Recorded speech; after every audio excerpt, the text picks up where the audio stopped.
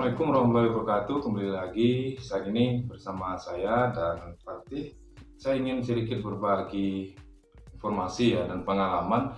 Jadi ada beberapa orang yang bertanya kepada saya. Jadi kan banyak itu yang sudah punya niat ingin nge-YouTube tapi tidak tahu caranya. Nah, ini khusus bagi pemula ya. Meskipun saya juga pemula, ini bisa sama-sama kita terapkan. Ini berdasarkan pengalaman saya. Syarat yang pertama itu menurut saya adalah niat. Yang pertama itu adalah niat, karena selengkap apapun alat, sesanggup apapun kita membeli alat ya, banyak materi, banyak uang untuk beli alat. Tapi tak ikut, nah di bawahnya. Tapi mau di bawah. Nah ya. Nah jadi ini karena giliran saya mengasuh ya. Nah, jangan ganggu situ, sini. Sini. Saya lanjutkan. Jadi yang pertama itu niat, karena kan kita lihat ya, ada yang mancing belut kontennya, ada yang konten di hutan. Jadi semua tempat dan lokasi itu bisa dijadikan konten, yang penting niat dulu. Yang kedua mungkin memang yang perlu itu adalah kamera ya. Nah kalau di zaman sekarang kamera itu tidak harus DSLR atau yang mahal gitu ya, cukup pakai kamera HP yang kita punya saja. Yang penting videonya itu cukup jelas. Nah di awal itu, kalau sekarang saya menggunakan kamera ini, HP Vivo Y12, karena saya baru sanggupnya beli ini.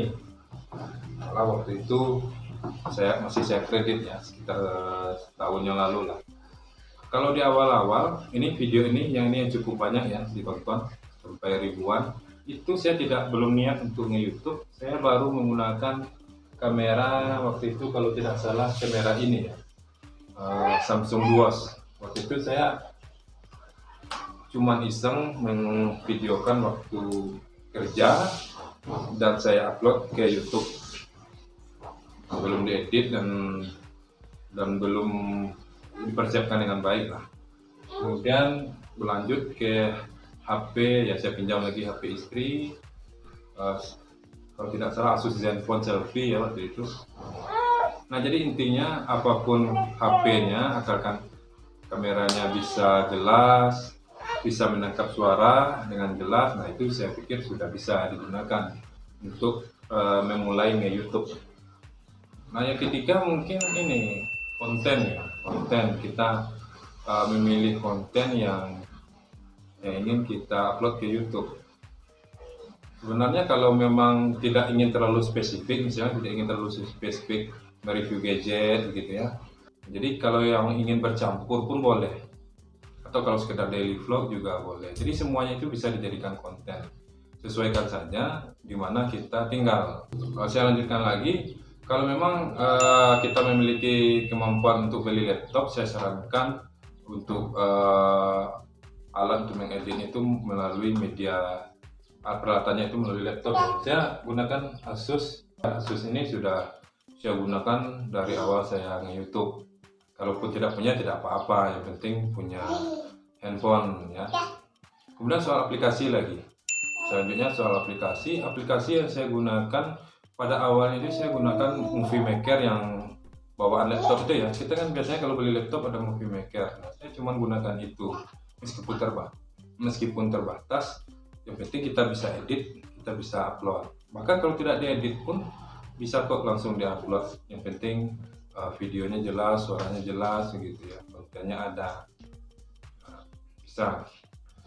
Nah kalau ingin lebih bagus lagi, kalau saya sekarang menggunakan editing video itu dengan software Filmora.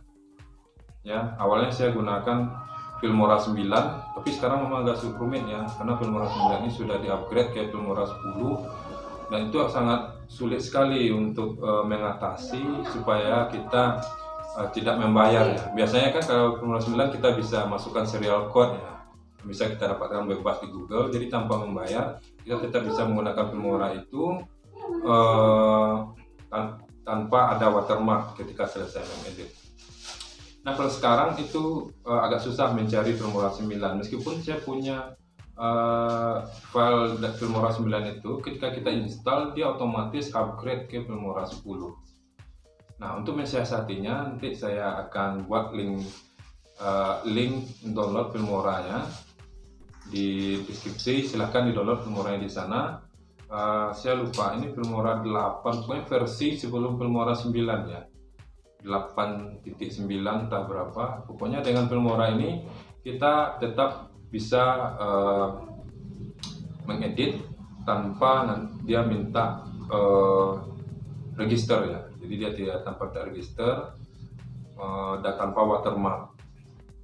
Dan bahkan kelebihan dari aplikasi Filmora yang ini, kita tetap bisa connect ke internet, dia tidak akan minta register. Kalau Filmora 9 yang sebelumnya saya pakai itu, saya hanya bisa mengedit dengan syarat harus menonaktifkan terlebih dulu internetnya. Kemudian mungkin kita buat channel YouTube-nya ya. Kalau channel YouTube itu saya pikir saya pernah buat juga tutorial cara membuat channel YouTube-nya. Ini boleh saya lihat di sini.